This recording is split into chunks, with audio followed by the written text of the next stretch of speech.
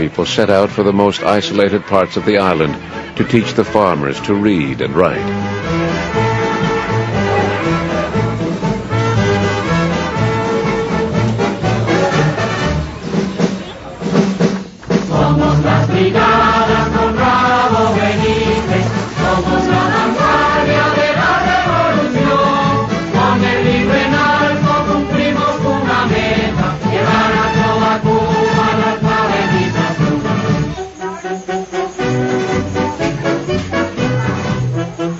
In 1961 was declared the year of education.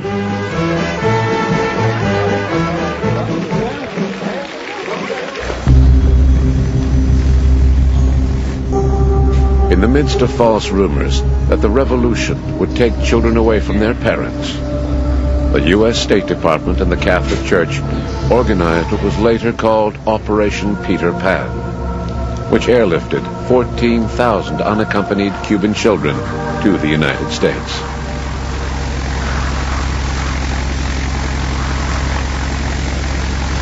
At the same time, other Cubans left for the United States and joined the exile community.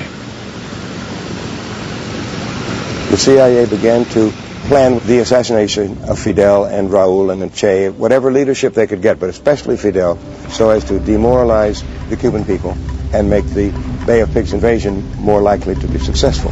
In 1961, John Kennedy inherited the invasion plans from Eisenhower.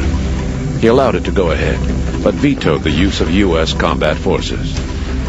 As preliminary acts leading to the invasion, saboteurs burned thousands of acres of sugarcane, and the La Coubre, a Belgian freighter carrying arms, was blown up at a Havana dock. A second bomb was timed to explode. As volunteers reached the burning ship to help the victims, over 100 people were killed and hundreds more wounded.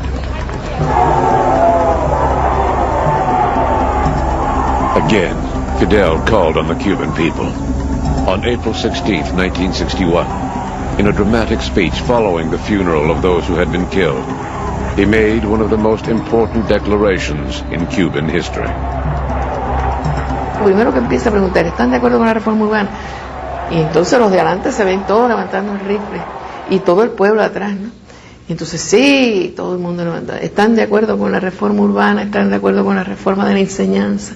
¿Están de acuerdo, bueno, con toda la revolución que se ha hecho en la enseñanza, en la salud? Sí, sí, sí. Entonces dice, esto que hemos hecho se llama socialismo. Y que esa revolución socialista la defendemos con esos fusiles.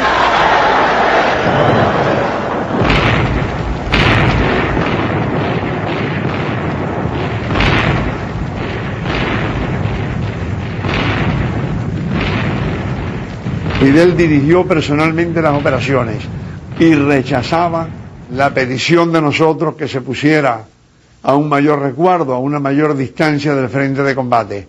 The Bay of Pigs invasion, which was launched from Nicaragua, ended in disaster. The forces directed by the United States met with intense, unexpected Cuban resistance, and the battle ended in 72 hours.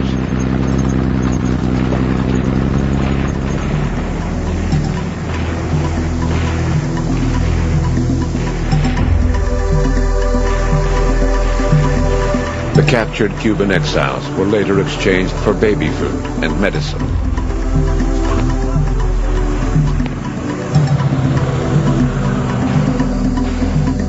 In the mountainous regions, opposition groups financed by the CIA formed pockets of resistance against the revolution, but they were eventually overcome. The overt war against the country became a covert war against the man.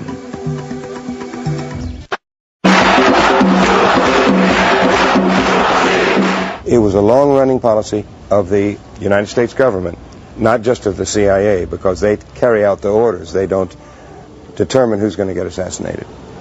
But they carry out the orders, and they had the orders from the higher-ups in the National Security Council and the Eisenhower and Kennedy and Johnson administrations. ¿Cuántos atentados habían contra usted? Planes. Eso no cuentan las atentados. La sabré cuando llegue al cielo.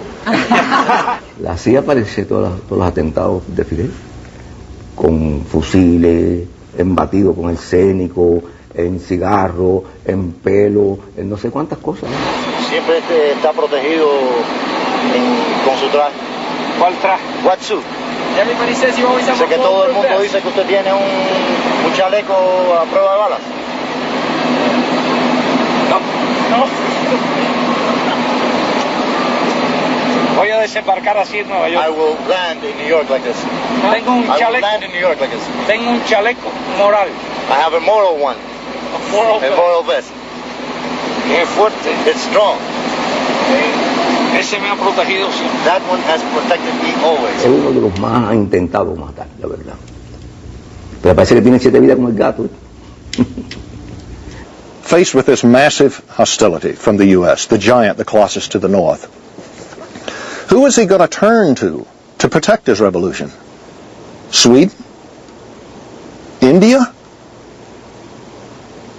There was only one other power on the globe that could provide any promise that that revolution perhaps could survive and last, and that was the Soviet Union.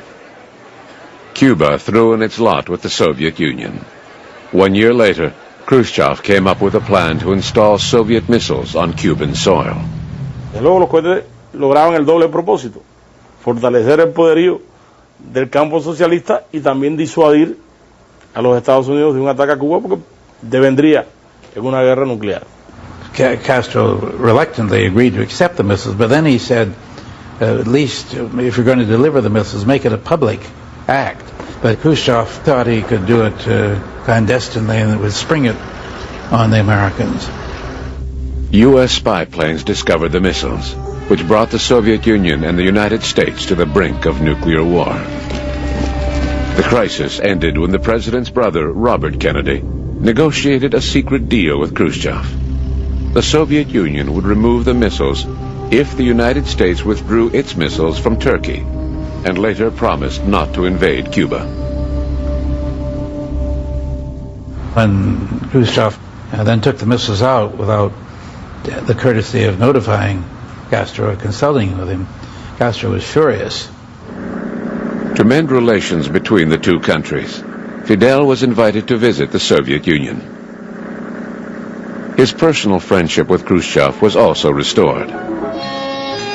Well, he was caught in somewhat of a difficult dilemma. Pragmatically, he needed the support of the Soviet Union because economically they were completely dependent. So he then constructed a relationship with the Soviet Union where he was constantly looking for ways to assert independence from the Soviets, particularly in the foreign policy arena.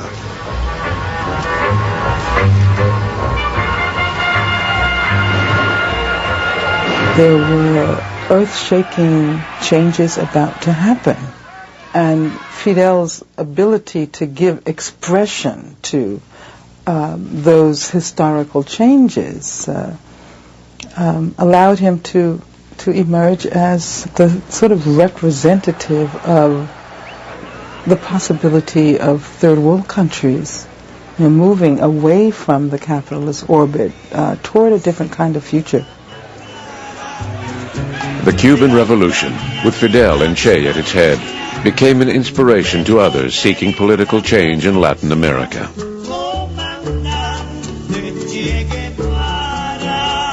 Ahora sí, la historia tendrá que contar con los pobres de América, con los explotados y vilipendiados de América Latina, que han decidido empezar a escribir ellos mismos para siempre su historia.